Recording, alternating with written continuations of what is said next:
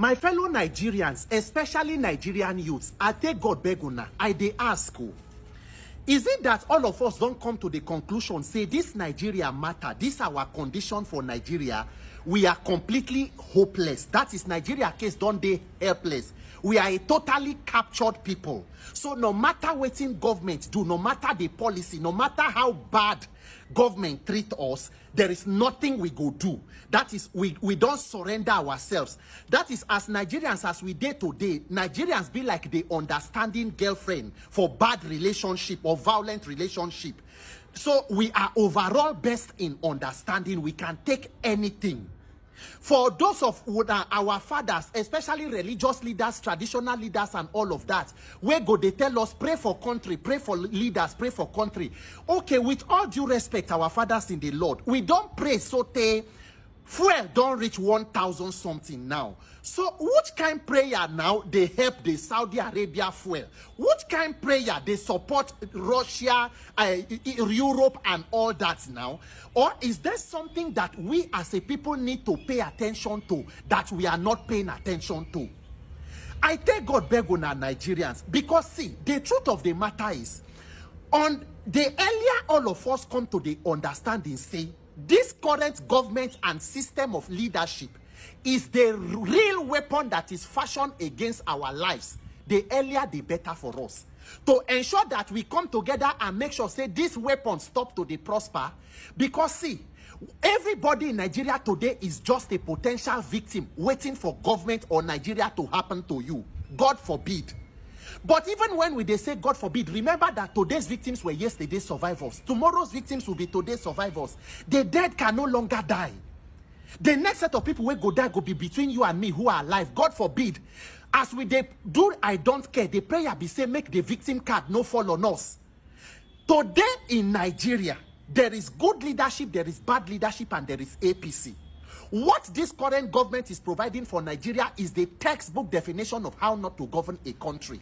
Nigeria as a country almost exists so that other countries can learn how not to govern their nations. If not, how do you explain a situation where today for Nigeria the cost of human head they cheaper than bag of rice? Abi, when I know watch the video interview, the ritualists and people, organ harvesters, where they parade for Lagos State Police Command, where they talk and they interview, if they cut head or 50,000 or what 25,000, they say human being body parts, human head. Because we have built a system that rewards criminality and corruption from the top. So everybody is on the loose. Everybody is a prey in the hands of predators. I tell God beg una, the major challenge of Nigeria today is that we young people, we have refused to put focus where focus is needed. That is why I go continue to call on everybody where get voice, activists, labor, anybody where mean well for Nigeria. We must come together and place focus on governance, the issue of governance. Tomorrow they go come tell me, say, I make you dey careful. They go send me message, say, Peter, may police there, may they no carry, make they no go kill me. Nobody can take life from me that you did not give to me. That is not my worry.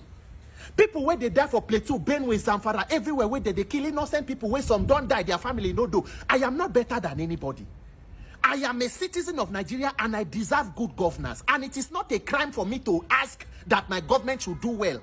If President Tinubu does well today, not to appreciate him. I don't know him. Anybody who is president, the Lord be with you. So I don't get any personal issue with any government. The important thing is that the lives of human beings that are under you are not being treated fairly and properly. And it is a shame on you if you are a government. So telling me, say, police or this one go come carry you. Police and DSS will be victims of human rights violations. Police who is also victim of this same failed government. Now, because you carry gun, wear uniform, you think, say, I'm your target or your victim. No, both of us are victims. So you see this issue of governance, why they talk so. I don't they hammer on election. Some people go misunderstand. They go say, this issue of election. During end bad governance protest, they even invite me for some radio station and all that. They tell una. They say, no, 10-point agenda, this and that, that and that. Any protest where you know, say, go get head. One strong demand that can cover other demands. And we go to the government agency where that demand will be met.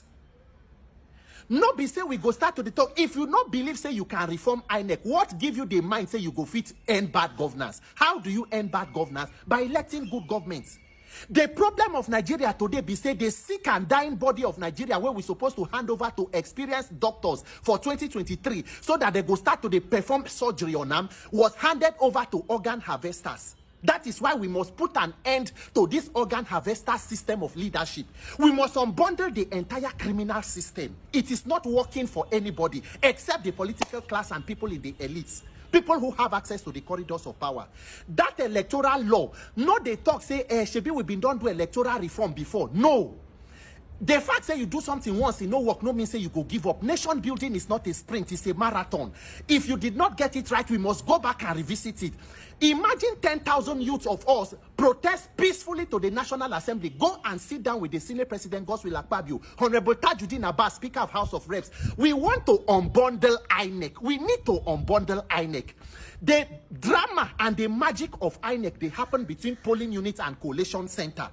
That INEC server where professors say they get glitch. We want to know why there was a glitch. Let Nigerian youth build the server. If you do not build transparency between that collation of voting and collation of results, we are in trouble, complete trouble.